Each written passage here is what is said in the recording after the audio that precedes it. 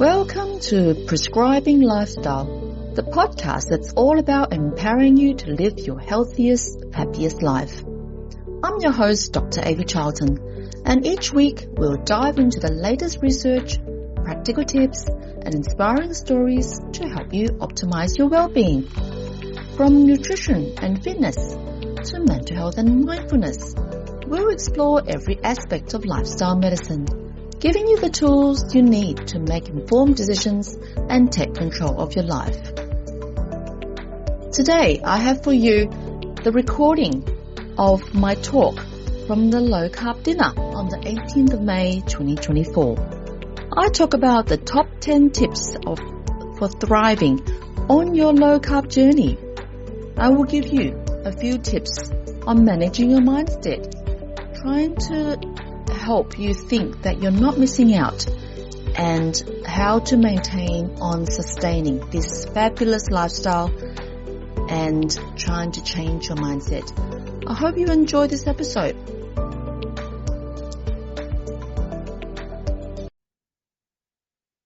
Hello, welcome to another episode of Prescribing Lifestyle, your podcast to dive into lifestyle for a happier, healthier you. I'm your host, Dr. Avi Charlton. Today, we're going to do a deep dive into 3 popular dietary approaches that's been making waves in the health and wellness community: the low-carb diet, the keto diet, and the carnivore diet. I am actually really supportive of all 3 of these diets, considering the standard Australian diet or standard American diet has up to 300 to 500 grams of carbs a day. 80% of the population suffers from poor metabolic health, not just from consuming too much carbohydrates, but also from other lifestyle choices like sedentary lifestyle, not exercising enough, sitting too much, not enough sunlight, and of course the sugar and the processed foods all contribute to it. So today I thought we'll do a deep dive into the 3 popular diets that I recommend, so you can be informed and pick one of them, or you can even yo-yo one to another, and you can decide for yourself what suits you the best in your lifestyle, what suits your budget, and how it suits your family. There are so many conflicting messages in the world of nutrition. There's vegan, which has no animal products. They only eat plants. They don't even have eggs or fish. There's no animal fat. The vegetarian has a little bit of animal food in terms that they have eggs and they might have yogurt and maybe some cheese and dairy products. Whereas the standard diet would have majority of their food, of their intake is carbs, a little bit of protein, and we've been advocating low fat since the 1970s. So a lot of people follow the low fat diet when they eat a standard Australian diet. Then we come into the 3 diets that I really like. The low carb diet, which is flexible and widely adopted, and it's a bit easier than the other 2. I suppose easy is hard to define, depends on your preferences. But low-carb diet generally means less than 100 grams a day or even less than 50. I believe less than 50 is more appropriate to define a low-carb diet. A keto diet or ketogenic diet aims to be less than 20 grams a day. It's a bit more restrictive, it's a bit less carbs, it's a bit more high fat, and it puts your body into a state of ketosis, where it burns the fat for fuel instead of carbs. And the carnivore diet is even more restrictive. The carnivore diet only lets you eat animal products. It's a bit controversial about the carnivore diet, and I actually have seen lots of amazing results of patients that come into my clinic and my friends who have adopted the carnivore diet. With the carnivore diet, you only have animal products, animal food. So meat, eggs, chicken, fish, pork, lamb, dairy is okay, like milk, yogurt, cheese, And that's about all. So a lot of people have amazing results on all of these diets that I see. So whether you're considering a new diet for weight loss or better health or managing a specific condition, this episode will provide you with valuable insights to make an informed decision. So let's grab a cup of coffee. Coffee is not quite carnivore, but a lot of my carnivore friends still have coffee. Let's start with the low-carb diet. So low-carb diet is a diet that reduces carbohydrate intake to encourage your body to burn fat. Most people generally regard it as less than 100 grams. I think it's more appropriate to be less than 50. Usually it's very low carb, high protein, and high fat. The foods included are meat, fish, vegetables, and above-ground vegetables, a little bit fruit. You're allowed to have nuts and seeds and dairy, and really limited to have sugar and grains. Ideally not have any sugar or grains. There's lots of benefits of adopting a low-carb diet. I've seen people that have accomplished good weight loss. It encourages you to have intermittent fasting because you're not hungry anymore. Then you can have a longer fasting window. It improves your blood sugar control.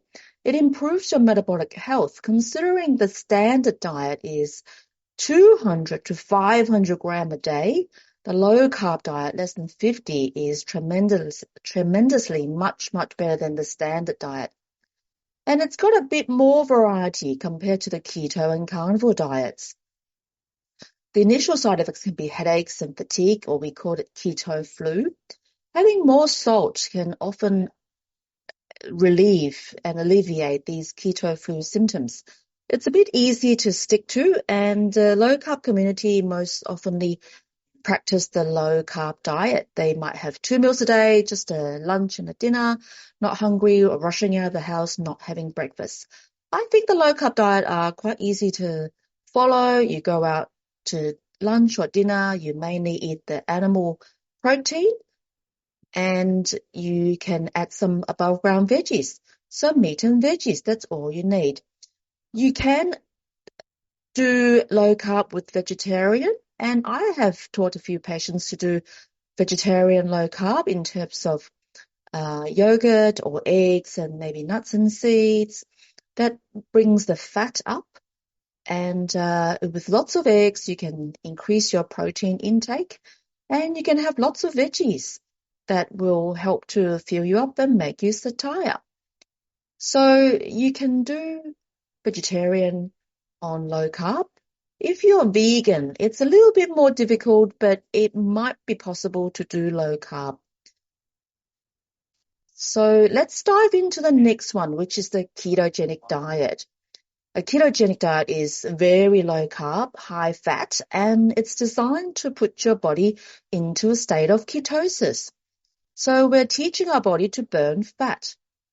This diet is much more effective in burning fat, and it will lead you to much more dramatic weight loss than the low carb diet.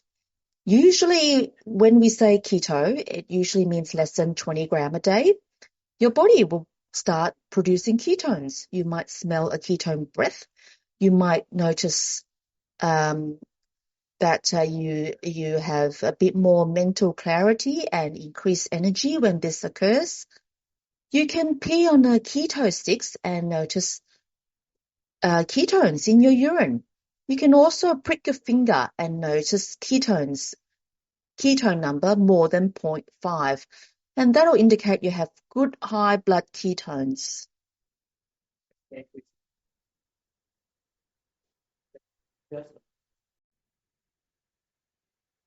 How to achieve this high ketones is we should prioritize our eating more fat. So if we aim like 70% of our diet includes fat, and we moderate our protein to 20 to 25% of protein and a very low carb, 5 to 10% carbohydrates. So a little bit of veggies, maybe no veggies, and maybe just a tiny bit of fruit. That'll aim to get your body into ketosis. And if you achieve and maintain ketosis, your body can keep burning fat. Just to note that you don't have to be in ketosis all the time. Sometimes if you eat a little bit more protein, that can cause gluconeogenesis and cause your protein to break down into glucose. I don't think it's a big deal to be in ketosis all the time, because sometimes your body can start to burn this fat and you don't detect ketones in your blood or in your urine. So the benefit of a keto diet is you lose weight faster compared to the low carb diet. You have good blood glucose control because you're not eating much carbs at all. You get increased energy and mental clarity. Some people feel like they turned a light bulb on and the switch in their body increased their mental clarity and they feel much better all of a sudden when they feel like there's ketones going around their body. And these ketones can have potential therapeutic benefits for some neurological conditions.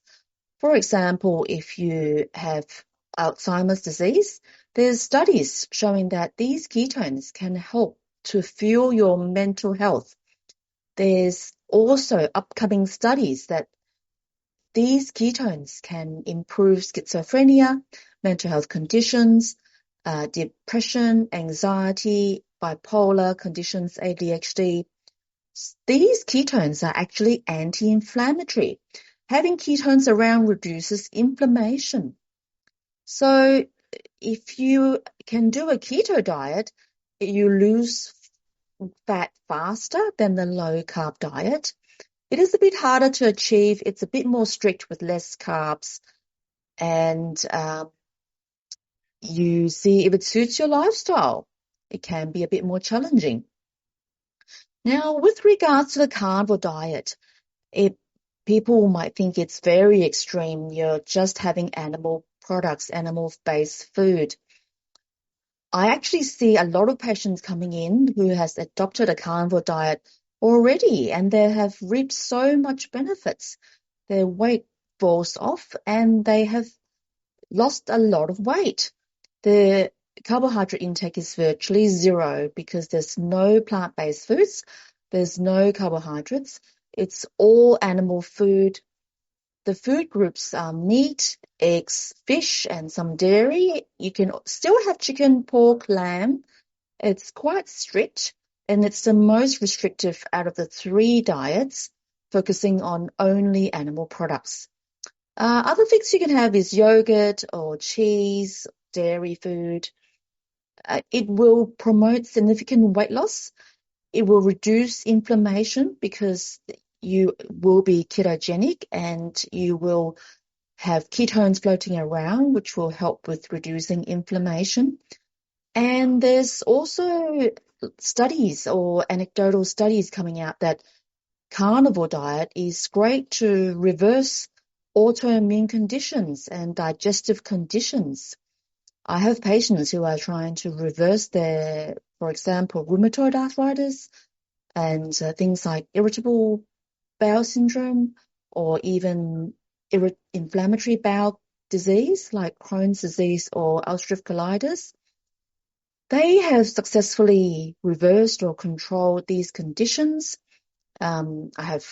So I'm not saying there's big evidence, they're just anecdotal evidence, but the studies might be coming out more that the carnivore diet is great at reversing autoimmune conditions. The carnivore diet is the best elimination diet, getting rid of all the plant-based foods. Sometimes people say that the plant-based foods can have anti-nutrients and might be attacking your body.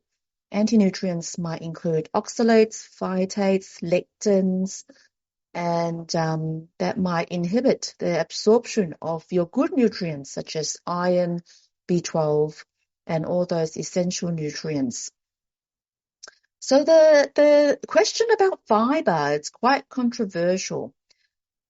a lot of people believe that you need fiber, and there's studies showing that fiber does benefit your blood glucose level. I myself have come to believe and conclude, by my opinion, that if you eat a standard diet, then fiber is great for you. But if you eat a low carb or ketogenic or carnivore diet, quite a lot of people will benefit and will thrive without fiber. I certainly have stopped paying attention to my fiber intake, and my bowels are fine, and I have no problem going to the toilet to open my bowels. So whether you need fiber or not, it's a bit controversial, and in the low carb world, a lot of the low carb advocates believe that fiber is a bit of a myth. So you believe what you wish. So to compare, with regards to flexibility, low carb might be the most flexible, which includes a wide variety of food. Keto would be much more restrictive than the low carb, specifically focusing on the ratio of protein and the fat and really staying away from the carbs. Carnivore is the most restrictive, only limited to animal products. However, I have patients coming in saying carnivore is the most simplistic. It's the most simple.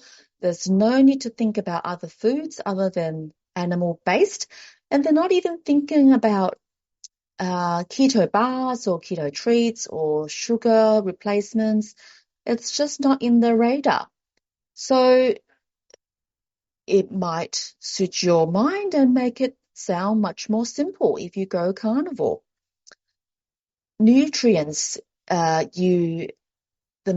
believe all of the three diets, low carb, keto, carnivore, if you do it properly, there should be no nutrient deficiencies. And again, it depends on your balance of your nutrient intake. So a well-formulated low-carb ketogenic diet or carnivore diet, you shouldn't need supplementation, except salt. We all need salt. So salt is not really a supplement, it's an essential nutrient. And health benefits, I think all three of them will have fantastic health benefits. Low carb will benefit with weight loss and improved metabolic health. Keto people will lose weight even more and have potential neurological benefits. With the carnivore diet, it may help autoimmune and digestive issues. And long-term sustainability, it depends on you. Depends on how you see it, whether it suits you, whether it suits your lifestyle. I have lots of friends who sustain on a carnivore diet.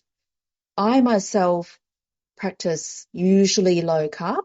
Some of my meals are carnivore when I haven't got veggies in the house, and a lot of my meals are keto. So I just go from low carb to carnivore to keto. I don't strictly worry about one or the other. And my kids would eat veggies, so I would eat veggies when my kid eats veggies. So I hope this episode outlining the three diets, low carb, keto, carnivore, can give you the right information of all three diets, and you can even try them out. You can do a month of carnivore and see if it suits you, see how you feel. And you weigh up the risk against the benefits of how you feel. You base it on your individual health goals, your preferences, and what you think is sustainable for you and your lifestyle.